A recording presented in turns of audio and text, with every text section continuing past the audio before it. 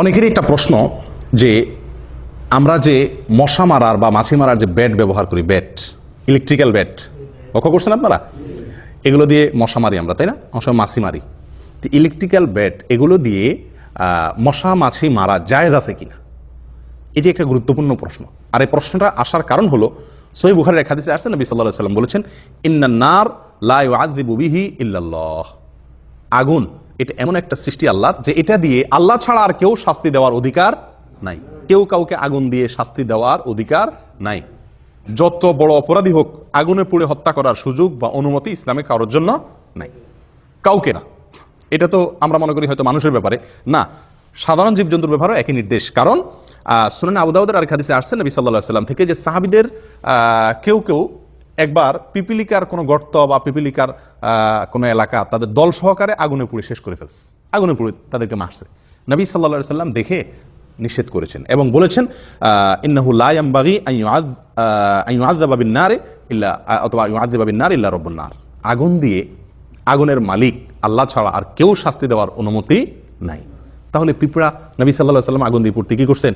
নিষেধ করছেন। তাহলে আমরা যে ইলেকট্রিক্যাল ব্যাট দিয়ে কি করি, মশা মারি, মাছি মারি, তাহলে এটার অনুমতি আছে কি না? আমি কি বুঝাতে পারছি? প্রশ্নটা বুঝাতে পারছি? উত্তর হলো যাবে। ইলেকট্রিক্যাল ব্যাট দিয়ে মশা মাছি মারা যাবে। কেন মারা যাবে? এটা তো আগুন দিয়ে পুড়ে মারা হয়ে যায় না। এটা মারা যাবে তার তিনটি কারণ। প্রথম কারণ হলো আমরা যেই ইলেকট্রিক্যাল ব্যাট দিয়ে মশা বা মাছি মারি, এটা মূলত পুড়িয়ে মারা হয় না। এটা মূলত কি করা হয় না? শক করা হয়। আর এই শক করলে প্রথমে পোড়া যায় না। প্রথমে কি হয়? তার প্রাণটা সঞ্চার হয়। পরবর্তীতে কি হয়? ওইটা যত টিপবেন তত ফুটতে থাকবে। ওইটা পোড়ার জিনিস না। যে কোনো জিনিস দিলেই সেখানে কি হবে না? পুড়বে না। আপনি একটা কাগজের টুকরা দেন, এরপরে সুইচ টিপেন, পুড়বে না। তো এটা মূলত প্রথমে শক করে হত্যা করে। কথা বুঝে আসছে? যার কারণে এটার হত্যাটা কি হয় না, সরাসরি আগুন দিয়ে হত্যা করা হয় না। এটা একটা বিষয়। আরেকটা হলো হাদিসে আসছে, নিষেধ আসছে হলো কাউকে বা কোনো ব্যক্তি, কোনো বস্তু, কোনো পশু পাখি, কোনো জীবজন্তুকে শাস্তি দেওয়া নিষেধ আগুন দিয়ে। আপনি যে ইলেকট্রিক্যাল ব্যাট ব্যবহার করে মারছেন, এটা শাস্তির জন্য মারছেন না। এটা কেন মারছেন? আপনার নিজের ক্ষতি, তার ক্ষতি থেকে বাঁচার জন্য। এটা শাস্তি না। শাস্তি এক জিনিস, আর ক্ষতি থেকে বাঁচার জন্য, আত্মরক্ষার জন্য মারা আরেক জিনিস। কথা বুঝতে পারছি? তাহলে এটা হাদিসের আওতা পড়বে না। নাম্বার 3, আপনার বেশিরভাগ ক্ষেত্রেই আপনার এই ধরনের মশা মাছি এগুলোকে এই ধরনের কোনো কিছু দিয়ে না মারলে সাধারণত এগুলোর থেকে আর আত্মরক্ষার অন্য কোনো কার্যকর উপায় থাকে না। তো একরকম অনন্য উপায়ও আমরা বাধ্য। বুঝে আসছে কথা? যার কারণে ওলামায়ে কেরাম এটাকে অনুমতি দিয়েছেন। শেখ ইবনে উসাইমিন রাহিমাহুল্লাহ এটাকে জায়েজ বলেছেন, সালেহ আল মুনাজ্জিদ হাফিজাহুল্লাহ জায়েজ বলেছেন, অনেক ওলামায়ে কেরাম এটাকে জায়েজ বলেছেন এই সমস্ত কারণের ভিত্তিতে। প্রথম কারণ হলো এটি সরাসরি কি হচ্ছে না, আগুন দিয়ে পুড়ে মারা হচ্ছে না। দ্বিতীয় হলো আল্লাহ তাআলা নিষেধ করেছেন তাদেরকে শাস্তি দেওয়ার জন্য। শাস্তি দেওয়া ভিন্ন জিনিস, আর তার থেকে আত্মরক্ষা আরেক জিনিস। আর তৃতীয় কথা হলো এটা এক ধরনের নিরুপায়ও বটে আমরা। কারণ হলো এই সমস্ত মশা মাছি এগুলো থেকে বাঁচার জন্য অন্য কোনো কার্যকর উপায় এত বেশি থাকে না সাধারণত। এগুলো দিয়ে যত সহজে তাদেরকে শেষ করা যায়। শরীয়ত আমাদের সুবিধার জন্য মানুষের ক্ষতি থেকে বাঁচার অধিকার মানুষকে দিয়েছে। এখন এগুলো আপনার ক্ষতি করবে, আপনি এগুলো আর মারতে পারবেন না, এটা না, মারা যাবে।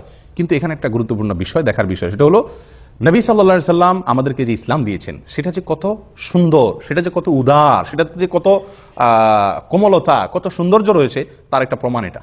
কেন? কারণ নবী সাল্লাল্লাহু আলাইহি সাল্লাম এক হাদিসে আসছে, তিনি বলেছেন, ইযা কাতালতুম ফাহসিনুল কাতলাহ ওয়া ইযা যাবাহতুম ফাহসিনুজ যাবিহা।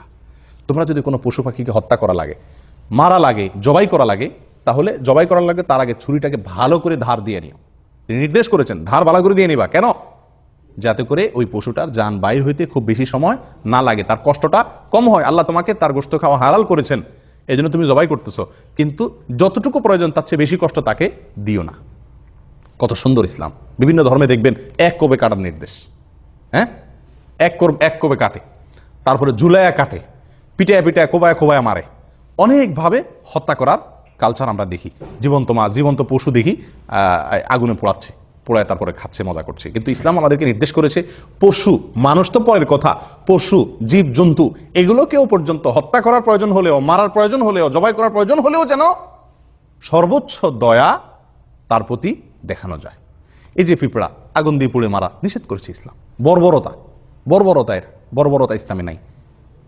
যতটুকু সম্ভব তোমার মারতে হবে, ঠিক আছে, তুমি তার ক্ষতি থেকে বাঁচার জন্য মারার অধিকার আছে, কিন্তু যত দ্রুত, যত কম কষ্ট দিয়ে মারা সম্ভব হয়, বিনা প্রয়োজনে তাকে কষ্ট দিবা না। এখান থেকে ইসলামের একটা বিরাট সৌন্দর্য বোঝা যায় এবং প্রমাণিত হয়। যাই হোক, তাহলে খোলাসা কথা হলো, ইলেকট্রিক্যাল ব্যাট দিয়ে মশা মাছি যদি আমরা মারি সেটা গুনাহ হবে না ইনশাআল্লাহ, এবং সেটা এই হাদিসের আওতায় পড়বে না। আল্লাহ তাআলা বোঝার তৌফিক দান করে।